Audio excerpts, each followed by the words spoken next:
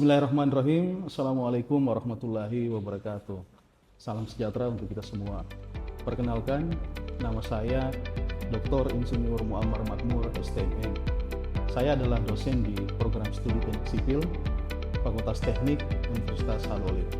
Pada kesempatan ini, saya akan memaparkan salah satu mata kuliah yang saya ampu, yaitu mata kuliah Manajemen Proyek dan Metode Konstruksi, yang mana dalam pemaparan ini merupakan salah satu rangkaian bukti pelaksanaan Tridharma perguruan tinggi, khususnya pada bidang pendidikan dan pengajaran, sebagai salah satu persyaratan dalam mengikuti sertifikasi dosen tahun 2026. Dalam penyajian mata kuliah ini, saya mengacu pada prinsip DIA, yaitu Delivery atau penyampaian materi, Interaction atau interaksi kepada mahasiswa, dan Assessment, yaitu penilaian pembelajaran. Adapun outline atau sistematika pemaparan dalam video ini meliputi yang pertama deskripsi mata kuliah, capaian pembelajaran, materi pembelajaran, sistem pembelajaran, serta metode pembelajaran. Mata kuliah Manajemen Proyek dan Konstruksi ini merupakan mata kuliah dengan bobot 3 SKS yang ditawarkan pada semester ganjil pada program studi teknik sipil. Mata kuliah ini memiliki kode STS 63007. Mata kuliah ini bertujuan memberikan pemahaman kepada mahasiswa mengenai yang pertama, siklus hidup proyek konstruksi. Yang kedua, mengidentifikasi peran dari pemangku kepentingan. Yang ketiga, merencanakan ruang lingkup, waktu, biaya, mutu, sumber daya, dan risiko pada proyek konstruksi. Dan yang terakhir, selain itu diharapkan mahasiswa juga dapat menyusun rencana manajemen proyek dalam bentuk dokumen studi kasus yang komprehensif. Pendekatan pembelajaran menggunakan case method. Mata kuliah ini disusun dan dikembangkan bersama tim pengembang rencana pembelajaran semester atau RPS yang terdiri atas 1. Insinyur Basu Mursidi Mprog Manajemen, 2. Fitria SST MT, 3. Dr. Insinyur Lawelendo STMT, 4. Rudi Balaka STMT, dan yang kelima saya sendiri Dr. Insinyur Muammar Makmur STMM. Capaian pembelajaran mata kuliah mengacu pada CPL Prodi.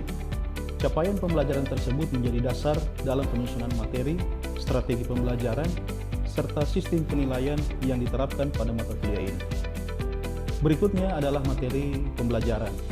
Materi disusun secara sistematis ke dalam beberapa pokok bahasan dan sub pokok bahasan yang telah disesuaikan dengan capaian pembelajaran mata kuliah. Adapun materi yang akan dipelajari meliputi 1. Manajemen proyek konstruksi, yang kedua, organisasi proyek, 3. Perencanaan ruang lingkup, waktu, biaya, mutu, sumber daya, dan risiko, 4. Metode pelaksanaan konstruksi, 5. K3 dan lingkungan, 6. Teknologi konstruksi modern, 7. Pengendalian proyek, dan yang ke-8 studi kasus. Proses pembelajaran pada mata kuliah ini dilaksanakan secara tatap muka di kelas dengan menerapkan pembelajaran yang berpusat pada mahasiswa, sehingga mahasiswa diharapkan aktif dalam setiap kegiatan pembelajaran. Metode pembelajaran yang digunakan meliputi ceramah, yaitu untuk memberikan pemahaman mengenai konsep-konsep dasar materi pembelajaran. Yang kedua, diskusi kelompok, yaitu untuk melatih kemampuan berpikir kritis, komunikasi, dan kerjasama mahasiswa dalam memecahkan suatu permasalahan. Dan yang ketiga yaitu studi kasus. Studi kasus untuk mengembangkan kemampuan mahasiswa dalam menganalisis serta menerapkan teori pada permasalahan yang terjadi di lapangan. Adapun bahan ajar yang digunakan pada mata kuliah ini terdiri atas yang pertama yaitu buku referensi utama dan pendukung.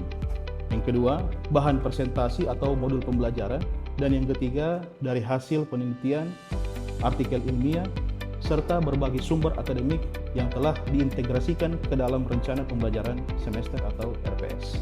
Selanjutnya, sistem penilaian dilakukan melalui penilaian tes dan non-tes. Penilaian tes meliputi ujian tengah semester dan ujian akhir semester. Sedangkan penilaian non-tes meliputi kehadiran, keaktifan dalam diskusi, penugasan, presentasi, serta bentuk evaluasi lainnya sesuai dengan RPS. Komposisi penilaian terdiri dari 70% penilaian tes dan 30% penilaian non-tes. Baik, Demikian pemaparan mengenai rancangan mata kuliah yang saya ampu. Selanjutnya akan ditampilkan proses pelaksanaan pembelajaran di kelas sebagai implementasi dari rencana pembelajaran semester yang telah disusun. Bismillahirrahmanirrahim. Assalamualaikum warahmatullahi wabarakatuh.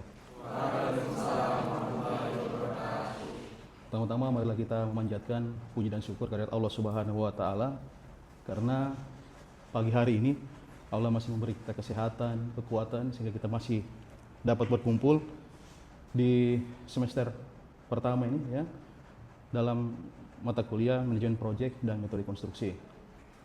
Baik adik-adik sekalian, sebelum kita menerima materi, mari kita berdoa menurut keyakinan dan kepercayaan kita masing-masing. Berdoa dimulai. Oke, berdoa selesai. Baik adik-adik sekalian, selamat datang di mata kuliah kita pada pagi hari ini ya. Jadi mata kuliah manajemen proyek dan metode konstruksi ini itu harapannya bisa membekali kalian semua ya dengan kerangka berpikir sistematis untuk merencanakan, mengendalikan dan menyelesaikan proyek konstruksi secara efisien. Artinya efisien di sini itu dia harus sesuai dengan mutu, biaya dan waktu yang telah disepakati ya seperti itu. Jadi kuliah ini, kode mata kuliah ini STS 63007, terdiri dari 3 SKS, berada di semester ganjil dan sifatnya wajib. Ya. Nah, adapun capaian pembelajaran mata kuliah kita untuk satu semester ini, ya. Yang pertama, mahasiswa mampu menganalisis siklus hidup proyek konstruksi dan mengidentifikasi peran pemangku kepentingan dalam organisasi proyek.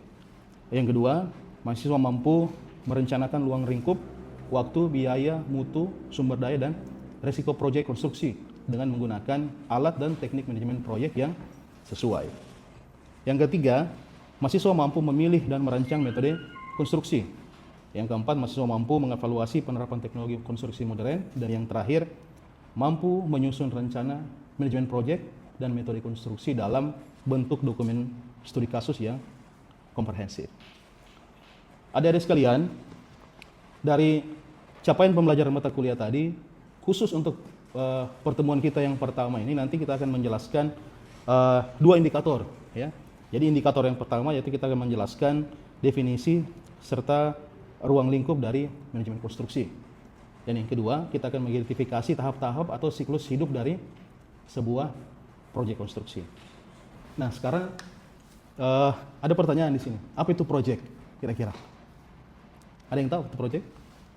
Kalau pengertian dari pengertian kalian sendiri, apa itu proyek? Ada yang bisa? Ayo, siapa yang bisa? Oke. Nah, kalau di sini dia bilang proyek itu adalah suatu upaya sementara, ya, suatu upaya sementara yang dilakukan untuk menciptakan produk, layanan atau hasil unik yang memiliki batasan waktu, biaya dan sumber daya tertentu. Nah, jadi kalau kita lihat dari definisinya di sini, ya, ada 2 kata kunci. Apa kata kunci pertama? Sementara, ya, sementara. Yang kedua, unik. Ya, ada 2 kata kunci, sementara dan unik.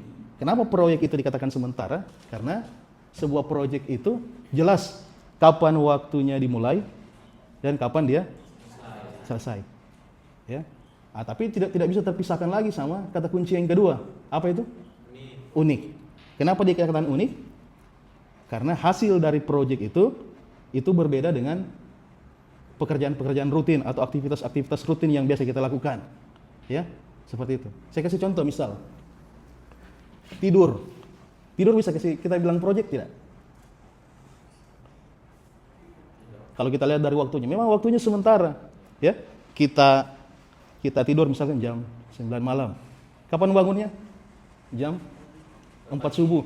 Jam 4 subuh. Atau ada yang bangun jam 7.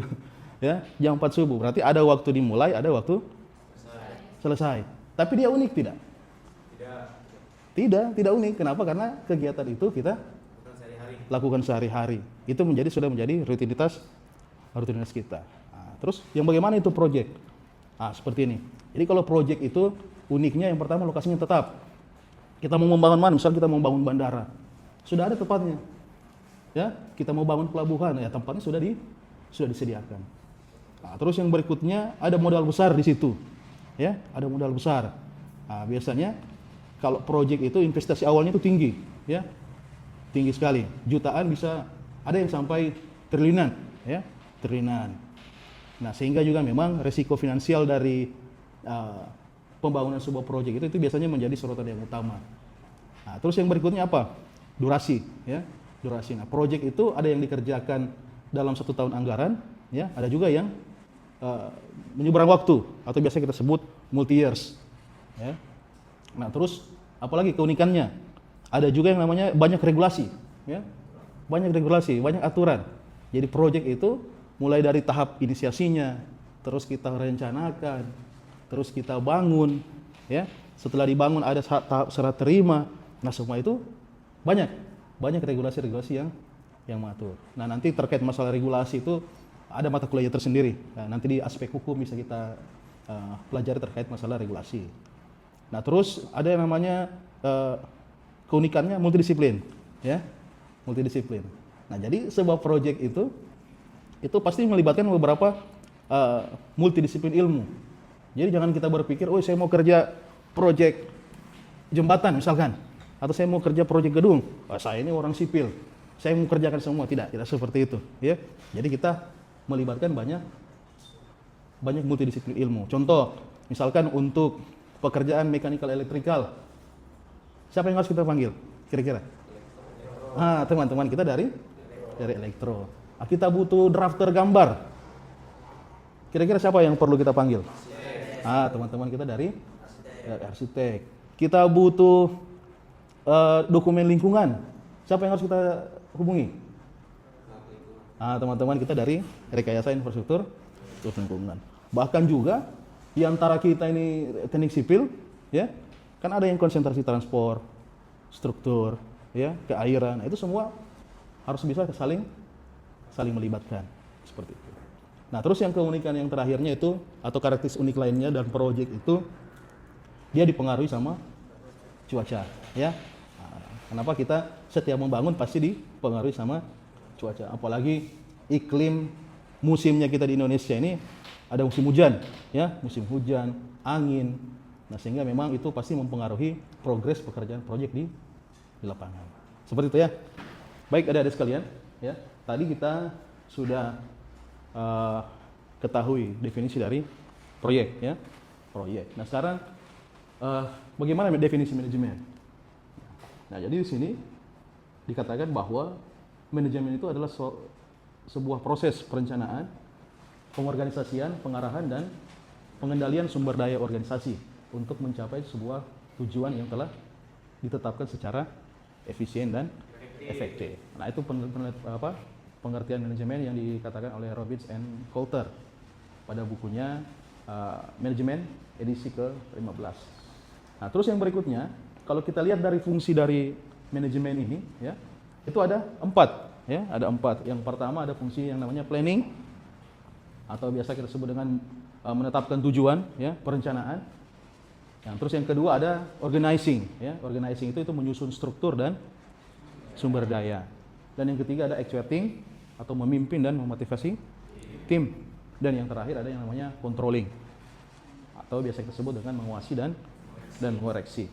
Nah, jadi adik-adik sekalian, kalau mau gampang hafalnya, ya, kalau mau gampang hafalnya apa fungsi dari manajemen, yaitu ingat saja POAK, P, O, A, dan O, C. P-nya apa? P-nya itu planning, O-nya itu organizing, A-nya itu actuating dan controlling. Nah, seperti itu. Nah, berarti kita sudah tahu apa itu project dan manajemen. Nah, berarti definisi dari manajemen project konstruksi yaitu penerapan pengetahuan, keterampilan, alat dan teknik pada aktivitas proyek konstruksi, ya, untuk memenuhi persyaratan dan ekspektasi pemangku kepentingan. Nah, pemangku kepentingan seperti apa yang nanti kita jelaskan di slide berikutnya. Nah, itu diukur dari keberhasilan pencapaian mutu, biaya, waktu, lingkup, serta keselamatan dan berkelanjutan. Nah, artinya dalam memanage sebuah proyek itu, ya, yang paling penting itu bagaimana kita bisa memanage proyek itu secara efektif. Ya, artinya dia efektif, dia tepat mutu, tepat biayanya, terus waktunya juga tepat waktu, sesuai dengan spesifikasi, ya, serta zero accident. Artinya tidak ada kecelakaan proyek di situ, ya. Jadi semuanya itu harus di manage. Nah, seperti itu. Kita masuk ke topik kedua kita, yaitu ruang lingkup manajemen proyek konstruksi. Ya. Nah, terkait ruang lingkup manajemen konstruksi, nah itu sebenarnya sudah diatur ya, sudah diatur dalam yang namanya PM Book. PM Book itu Project Management Body of Knowledge. Nah, jadi PM Book ini itu merupakan standar internasional ya, standar internasional yang digunakan oleh para manajer ya untuk memanage sebuah project ya, terutama lagi project manajemen konstruksi. Nah, di dalamnya ada 10 area ya, ada 10 area yang diatur dalam PM Book ini. Yang pertama, area pertama yaitu manajemen integrasi ya, artinya mengkoordinasikan seluruh aspek-aspek yang ada dalam proyek, mulai dari perencanaan, eksekusi, perubahan serta penutupan proyek. Terus ada yang kedua, area kedua yaitu manajemen lingkup ya. Nah, kalau kita bicara manajemen lingkup berarti di dalamnya memuat tentang mengendalikan ya, apa yang termasuk dan tidak termasuk dalam unsur-unsur proyek itu ya, apa yang masuk dan apa yang tidak ada dalam proyek. Nah, terus yang ketiga ada namanya manajemen jadwal. Nah, itu terkait masalah jadwal. Ada manajemen biaya, manajemen mutu ya. Yang kedelapan manajemen sumber daya. Nah, sumber daya di sini mengidentifikasi, memperoleh dan mengelola tim. Bisa juga di dalamnya masuk juga material ya, sumber daya material dan peralatan.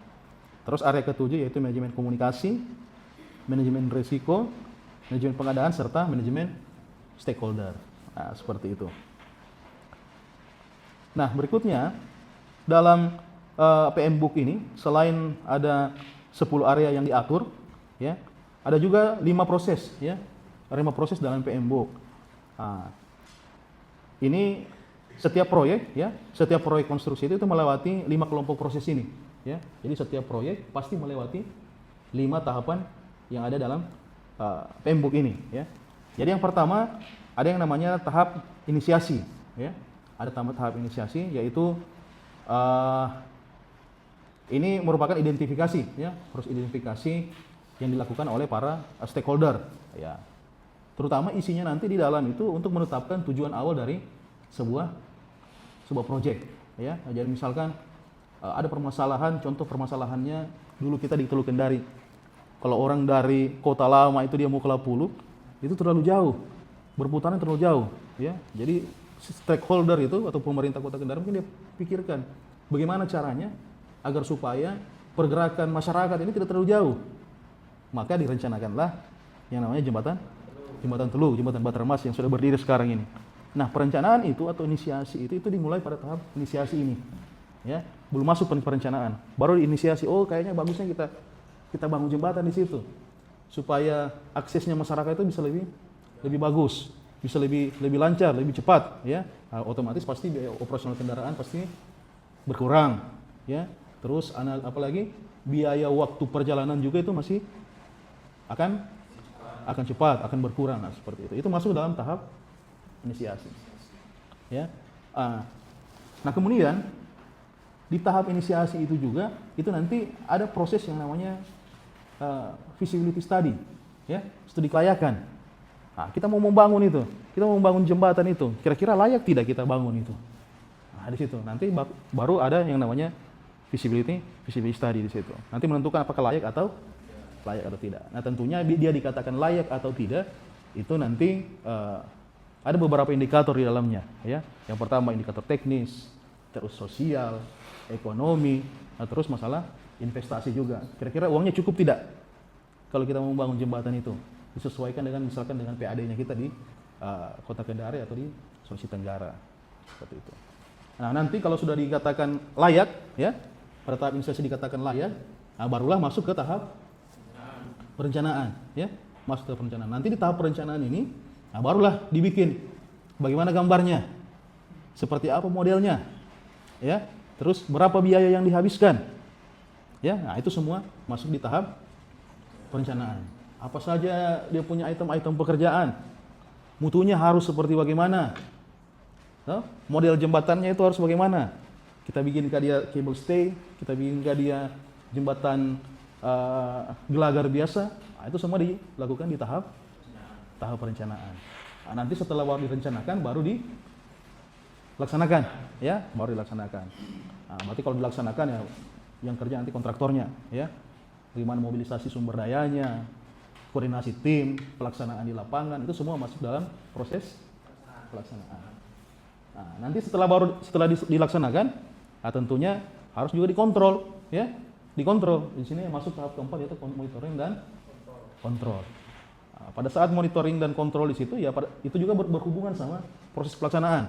Dikontrol bagaimana progresnya, sudah sesuai tidak pelaksanaannya dengan perencanaan, bagaimana dengan mutunya, bagaimana dengan volume pekerjaannya, sesuai atau tidak, ya. Nah itu jadi harus tetap dikontrol, ya. Nah, seperti itu. Nanti setelah dibangun, kontrol juga berjalan dengan baik, ya baru masuk ke tahap terakhir, yaitu tahap penutupan. Nah, nanti di tahap penutupan di situ ada namanya serah terima pekerjaan, ya. Kan awalnya ini pekerjaan dari si owner ini. Ownernya siapa? Misalkan dari pemerintah Kota Kendari. Yang kerjakan siapa? Kontraktor. Ya, mungkin ya kontraktor lokal kah atau BUMN kah, ya. Nanti setelah dia kerja, baru dia serahkan. Ini hasil pekerjaan saya. Nah, nanti tinggal dibikinkan namanya berita acara serah terima pekerjaan. Nah, jadi kelima proses-proses ini yaitu nanti diatur dalam PM Book, ya. PM Book atau Project Management Body of Knowledge. Ya, baik adik-adik sekalian, mungkin ada yang ingin bertanya? Silakan. Siapa? Ya, coba. Adin, coba. Baik, terima kasih Pak atas kesempatannya. Perkenalkan, nama saya Adin Rapeliano. Saya memiliki satu pertanyaan. Pada tahap inisiasi, bagaimana caranya kita menentukan awal biaya sebuah proyek? Terima kasih Pak. Terima kasih Adin atas pertanyaannya. Ya. Jadi memang dalam tahap inisiasi itu, ya, dalam tahap inisiasi. Nah, inisiasi ini kan memang dia mendahului perencanaan, ya. Nah, dia mendahului tahap perencanaan. Tapi memang di tahap inisiasi ini tentunya ada biaya, ya. Ada biaya perkiraan awal. Nah, terus bagaimana cara menentukan, pertanyaannya Adin, bagaimana cara menentukan biaya awal ini, ya? Nah, jadi kalau untuk menentukan biaya awal ini biasanya stakeholder itu, ya, itu menggunakan ada yang namanya conceptual estimate. Ya, conceptual estimate. Jadi biayanya itu ditaksir saja dulu. Ditaksir. Kira-kira contoh misalkan kalau kita mau membangun 1 km jalan, ya, 1 km jalan, itu dihabisnya berapa? Misalkan dia dapatnya 1,5 miliar. Seperti begitu, ya. Kita mau membangun gedung, misalkan, kalau gedung itu misalkan yang bertingkat, ya, tingkat 2, misalkan 1 meter persegi, ya, gedung, misalkan. Nah, itu dia misalkan 5 jutaan, 5 sampai 6 juta rupiah. Nah, jadi misalkan kalau kita bangun gedung, misalkan gedungnya berapa? Gedungnya 100 meter persegi. Nah, tinggal kita kalikan 100 meter persegi ini kita kali dengan 5 juta. Berapa itu? Berapa? 5 juta kali 100. 500 juta. Seperti itu. Nah, beda halnya sama di DED, di perencanaan. Kalau di perencanaan itu sudah masuk untuk membuat biaya itu, ya, itu sudah masuk perhitungan detail, ya. Jadi kalau di perencanaan dia masuk detail. Sedangkan tadi pada saat inisiasi biasanya biayanya masih dalam bentuk konseptual estimate. Yang ini tadi detail estimate, ya. Tapi tentunya walaupun biaya di sini ditentukan berdasarkan konseptual estimate, tentunya ada juga patokan-patokan harga, ya. Biasanya dia berpatokan sama ada AHSP, ya. AHSP. Tapi secara kasar, apa itu AHSP? Analisa harga satuan pekerjaan, ya. Ada juga yang namanya ASB, ya. Analisa standar biaya. Nah, jadi masing-masing kota ataupun kabupaten itu sudah punya beberapa dokumen ini untuk mereka menentukan yang namanya konseptual estimate-nya. Oke, sampai sini bagaimana, Din? Sudah paham? Sudah paham. Ada yang bisa kasih contoh? Contoh lain, contoh misalkan konseptual estimate, ada yang bisa? Seperti ini. Ada? Kira-kira adik-adik sekalian ada yang bisa kasih contoh lain? Satu contoh. Ada yang bisa? Ya Pak. Ya. Silakan Ilham. Baik Pak, terima kasih. Jadi begini Pak, untuk contoh lainnya untuk konseptual estimate-nya ini, misalnya di kampung saya akan dibangun jalan kurang lebih sekitar 3 km. jalan dengan biaya misalnya dalam 1 kilometer itu dibutuhkan sekitar 2 miliar. Berarti kita membutuhkan sekitar untuk 3 kilometer jalan itu sekitar 6 miliar gitu Pak. Ya, oke. Betul ya? Seperti itu ya. Nah, jadi di kampungnya Ilham dia mau bangun 3 kilo ya. Iya Pak. Nah, tapi berdasarkan conceptual estimate, perkiraan si stakeholder ya. Nah, itu biasanya kalau misalkan di kampungnya di mana ya? Di Pondidaha Pak. Di mana? Pondidaha Pak. Di Pondidaha misalkan, atau berarti di Konawe ya? Iya Pak. Di Konawe. Nah, di Konawe itu kebiasaannya kalau bangun jalan itu ya sekitar per kilometernya itu 2 miliar. Ya berarti langsung dikali saja 3 kilometer dikali 2 miliar. Berarti sekitar 6 Miliar. miliar rupiah. Seperti itu ya? Oke, baik adik-adik mahasiswa sekalian. Itulah tadi beberapa materi kita di pertemuan pertama kita pada mata kuliah manajemen proyek dan metode konstruksi ya. Bapak berharap adik-adik semua bisa menyerap apa yang telah disampaikan ya. Sebagai tugas mandiri di rumah nanti dikerjakan ya. Tugas mandiri yang pertama bisa dicatat. Yang pertama, jelaskan definisi manajemen proyek konstruksi menurut minimal 2 sumber referensi ya. Terus identifikasi 3 karakteristik unik yang menurut Anda paling kritis. Nah, seperti itu. Terus yang kedua, tugas yang kedua, pilih salah satu proyek konstruksi yang ada di daerah kita ya. Nah, kemudian petakan minimal 8 stakeholder yang ada di dalamnya. Oke? Nah, terus yang ketiga, nanti buat ringkasan ya. Nanti coba cari PM Book yang edisi ke-7. Nah, nanti buat satu halaman sebuah ringkasan ya, yang isinya itu terkait masalah definisi proyek sama siklus hidup proyek. Nah, seperti itu. Nah, nanti tugasnya dikumpulkan melalui nanti link yang akan saya berikan, nanti di-upload di situ tugasnya. Paling lambat dikumpulkan 1 hari sebelum perkuliahan kita yang kedua. Oke? Nah, baik, itu saja mungkin yang dapat Bapak sampaikan pada pertemuan pertama perkuliahan kita. Kurang lebihnya saya mohon maaf. Akhir kata, wabillahi taufiq wal hidayah. Wassalamualaikum warahmatullahi wabarakatuh. Waalaikumsalam warahmatullahi wabarakatuh. Sampai jumpa di pertemuan kedua. Demikian video proses pembelajaran untuk mata kuliah yang saya ampu pada program studi teknik sipil Fakultas Teknik Universitas Al-Waluyo. Assalamualaikum warahmatullahi